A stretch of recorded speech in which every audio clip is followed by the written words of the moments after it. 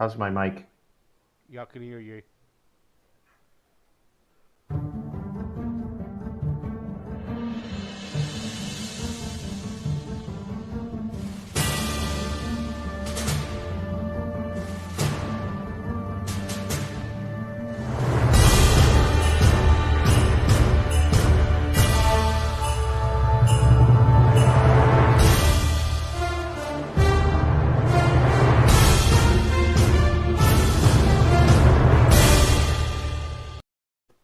Good evening, everybody.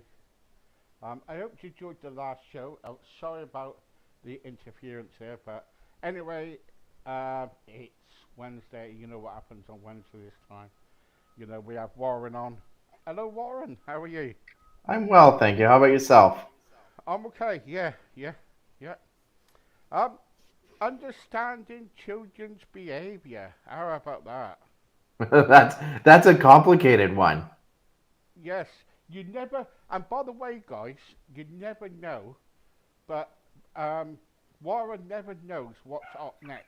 Isn't that true, Warren? Isn't that true? Yeah, sometimes you give me a couple minutes heads up. Yeah. But most of the time you don't know, do you? So No, when but I I love hear, it that way. You keep me on my toes, Steve. yeah, I like to test him now and again since he does a lot of podcasts. So I thought, well, give him. So yeah, understanding. Do we as parents have an understanding of our children's behaviour? I think we think that we do, but we really don't. We overcomplicate our children's behavior.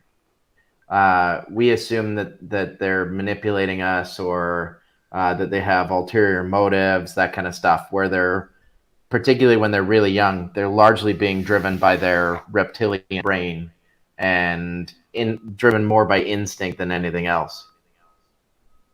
Yeah. Because sometimes we kind of like think because long time ago with discipline or anything when we used because I remember when I was young, my dad or my mum, if I was bad, they used to kind of like discipline me, right? Mm-hmm. Either by the old-fashioned ways, by an ant, or punishment by I'd stay in, and all sorts of things. You know what I mean? Yeah. But now, when a child kicks off, say, you can't not do that no more because we're refrained from doing that. Yes. Okay, so where do we kind of like find the balance when a child is kicking off or their behaviour is out of control? How do we, as parents, control our children? Oh, that's the hardest question to ask, Steve. It's a really challenging one because if you haven't spent years setting up the lines of open communication so that you're able to deal with those kicking off situations with a conversation, you're kind of stuck in this pattern of yelling and discipline and consequences and all these sorts of things. So you have to take a step back and be the adult in the situation and take it back to trying to understand the reason for the action. And so there's a great book called The Danish Way of Parenting where they discuss that you need to be able to reframe the actions of your child. And you need to be able to take a step back and think, what is it that led to this? What has happened so far in their day or in the last little bit that is leading them to these particular actions? And how can I go and address the underlying deep seated issue rather than reacting to what's happening in this very moment? Yeah. Now the trouble is, so with our children concerned, because I know you've been having problems with yours, Yes. especially your daughter. Yeah. What is she like now? Is she calmed down, or is she still? We have good days and bad days. Over the weekend, we had two situations where she, out of nowhere, went to try and find knives in the house to hurt herself. Um, we'll go a couple weeks without any incident, and then all of a sudden it will happen, and things go completely sideways, and we're literally blocking her from being able to get at knives. We have them all put away in an area that she can't reach, but she's she'll be 9 years old in 2 weeks. She's pretty resourceful in terms of getting at places. So, it's we have to constantly monitor her. We're always trying to make sure that we're avoiding those situations that cause her to blow up. Yeah, and the trouble is, though, when she's doing that, do you kind of like as parents, do you sometimes feel like you're tired of it? Because I would be if I've got to keep monitoring our children and everything. If they're looking for knives and everything. But also on the other flip side of it, they're either kind of like looking for attention, or there's something going on.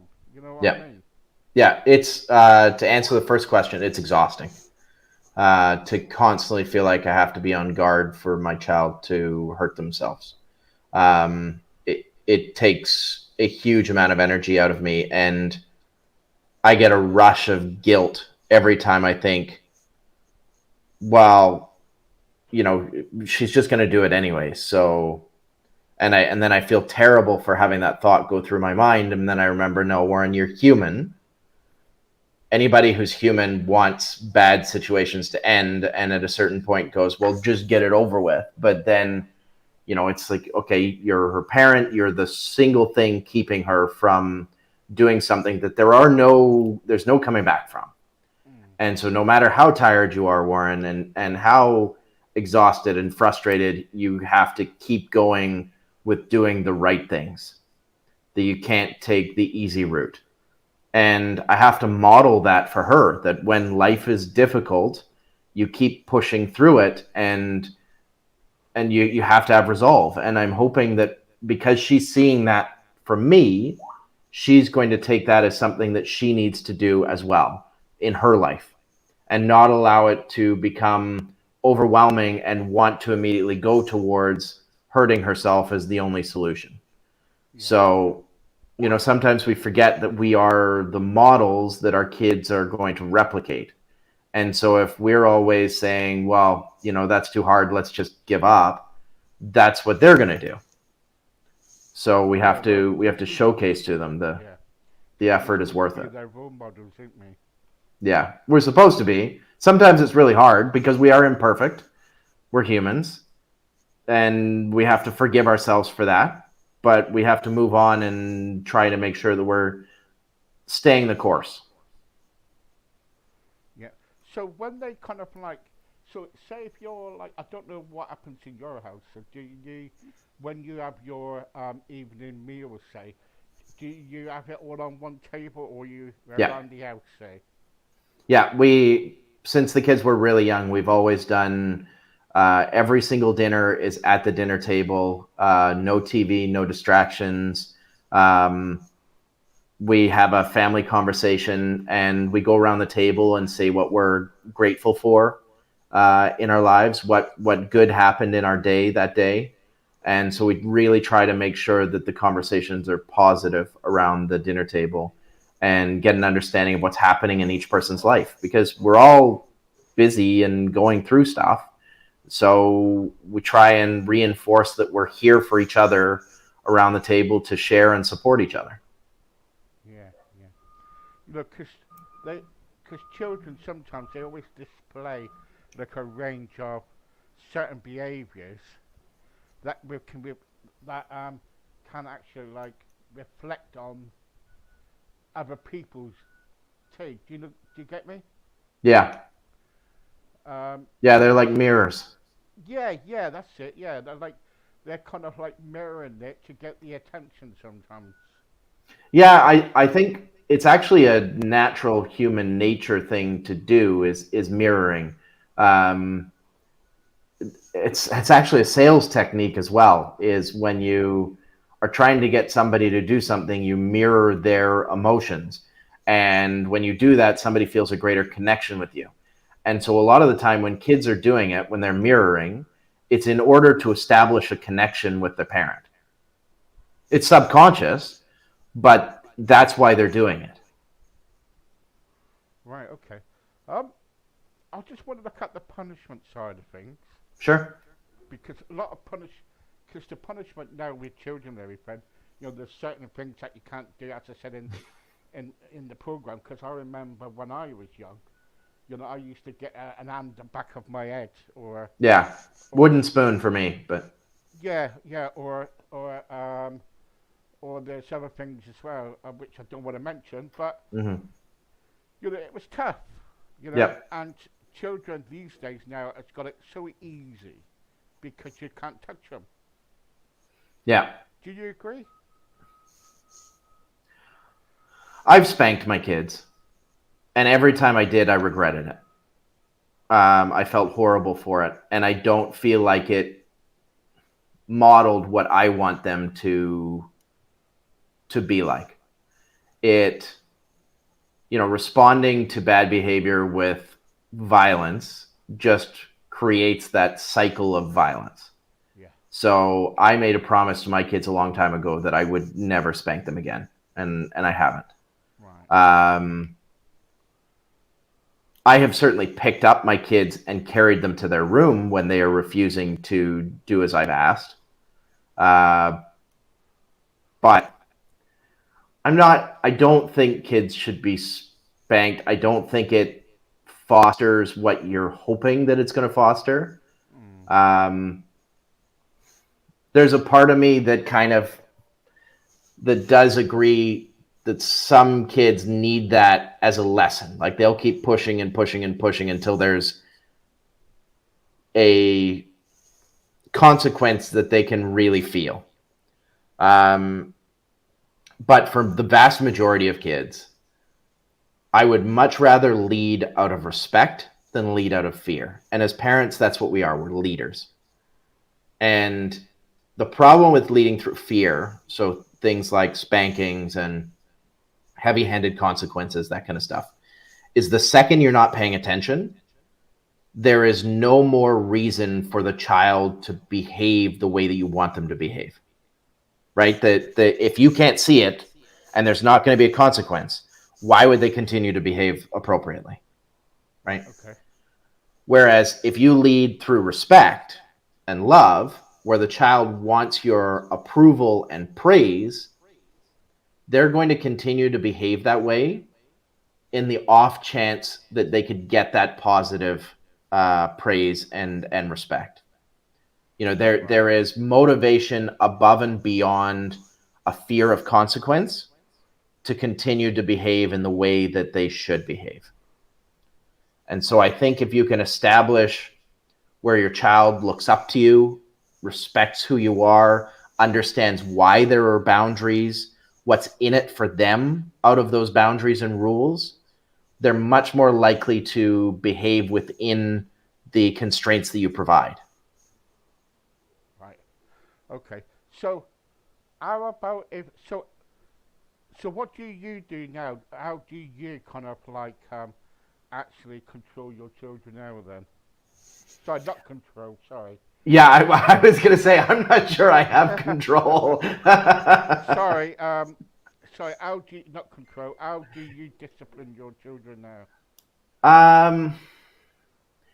For a long time, I felt like I was the bad guy in the house because I was constantly the one providing consequences.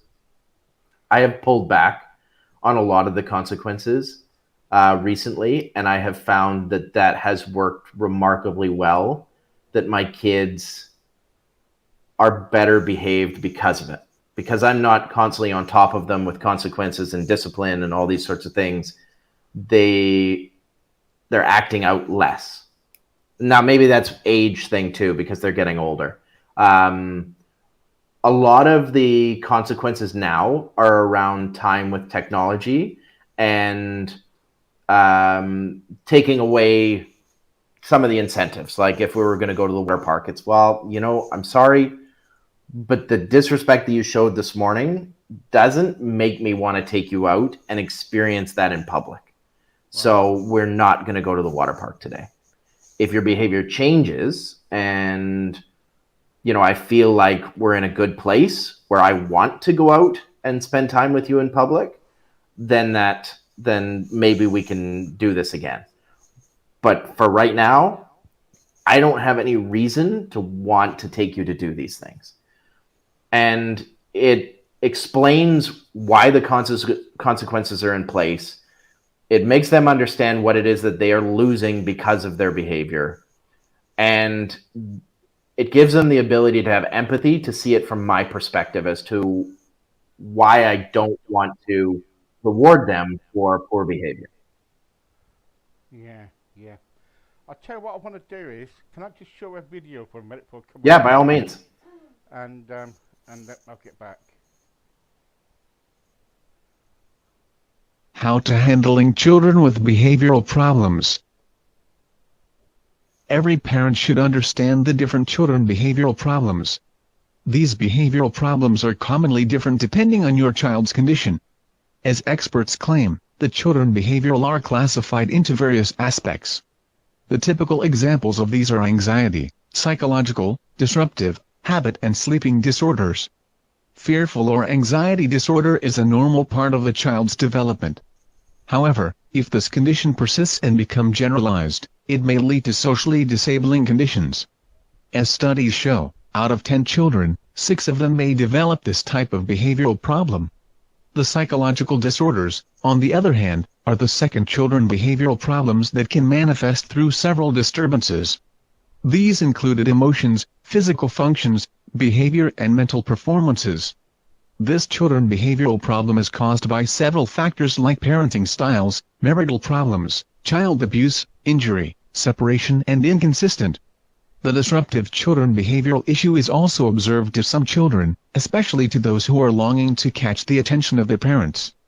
The ADHD or attention deficit hyperactivity disorder is characterized by a poor skill to attend several tasks, motor overactivity and impulsiveness. Another children behavioral problem is the habit disorder. It is usually described as the tension reducing. The typical examples of these children behavioral issues are thumb sucking and stuttering. Other habits include hair pulling and tics. Sleep disturbances is also considered as one of the children behavior problems. This disorder is usually observed from children ages 1 month until 3 years. With various children behavior problems, it is best to do some researches to overcome this condition. To deal with these different behavioral problems, you have to seek advice from experts.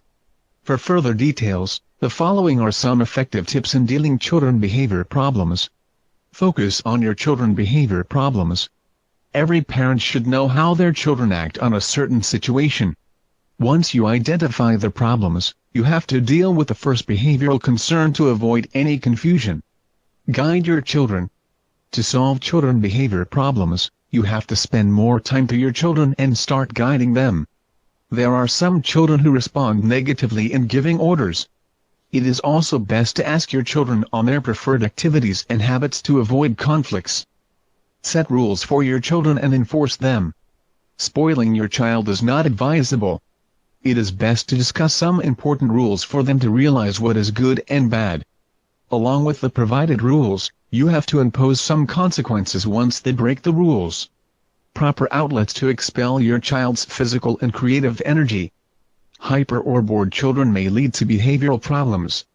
To solve this children behavioral issue, redirecting the child is highly recommended. Say for instance, if your child wants to draw his favorite stuff, and then allow them to do it. Offer rewards for changed behavior. As child's motivation, you can also provide some beneficial to your child's achievement. You can treat them in an exciting world games either at home or malls. You can also prepare their favorite meals and buy their favorite toys. There you go. I just stopped it there. But the trouble is, you'll see, hang on for a second, let me get off here. Yeah, so I wanted to show that because there were several things in that which I remember me and my sister, when we used to have get upset, we used to pull each other's hair. It was Yep. funny, I can look back on it now. And I used to pull her hair, and she used to pull my hair, and it was like, and I used to say, let go. And she said, no, you let go. And it was You know, it's like that, and kind of like, I remember my mum and dad kind of like actually saying to us, stop it, things like that. And the trouble is, it's so difficult for parents to kind of like um, discipline Yeah. the children because sometimes then you're the wrong end, ain't you? They don't Yeah. want to know you, They go to the other parent and say, oh no, he's, don't like him no more or whatever. Yeah, that's when, as parents, you have to have each other's backs. If you don't and you start undermining each other, the whole thing collapses. Yeah. Right? You can't point the finger at your partner and say, "Oh, you're right. They were wrong to punish or discipline you." The second you do that, everything starts crumbling down. Your relationship with your partner will stop working. Your kids will stop respecting each of you because they know that they can get what they want from one or the other. It's really important that partners are on the same page. Yeah. Yeah. So, how can we, Warren, at the end of the day, understand our children and their behaviour? What can we do? How can we Communicate. do it in a way where everything is cushy, say? Ask them questions. Just sit and engage in the activities that they want to do and ask them questions. So my middle one is really into Roblox right now. Okay, and there's a particular YouTuber that she really likes that does Roblox videos. And so I've started sitting with her and watching a video with her. And then I just start engaging in conversation with her either while the video's on or afterwards. And I find that as soon as I've done something that she really wants to do, like she wants to share this with me, once I've done that with her, she's way more open to talk about any topic than she would be if I just engaged with her without having done that activity. So finding something that they really like to do that they want to share with you, doing that for a short period of time, and then opening up the conversation, you will get so much further. Yeah. Yeah. But the trouble is, though, when you start spending time with one, then it's You got hard to do to it with do all of the them. other. Yeah, yeah. How so how do you do it? You know what I mean? So is it a Yep, queue? Is it outside your door going right? Okay, next. pretty much. It's like No, the That's doctor's waiting room, isn't it? that's what we sign up for as parents, though, right? Is we have to commit to our kids. It's And hard. I hear that you're having another five or something, are you? No, no, no. I'm done at my three. That's it for me. The queue is already long enough. Yeah. So Sorry, I had to bring that in. But anyway, Warren, thank you very much for joining me today. it's And my pleasure. about this As it is and every week, Steve. I love coming on your show. I hope everybody's enjoying this. yeah, Um, they. I tell you what, we got some figures back the other day, and on the radio, it's like around about like 3 or 4 thousand. It just flips, now and again.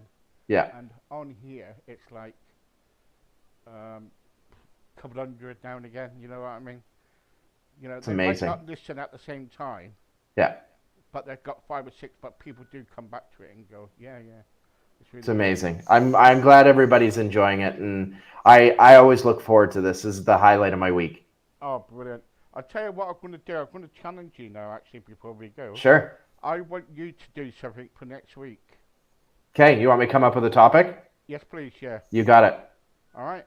Okay, sounds good, Steve. Have a See you great next week. week. Bye bye. Bye. There you go, guys. I gotta go because I've gotta go. Until then, bye bye.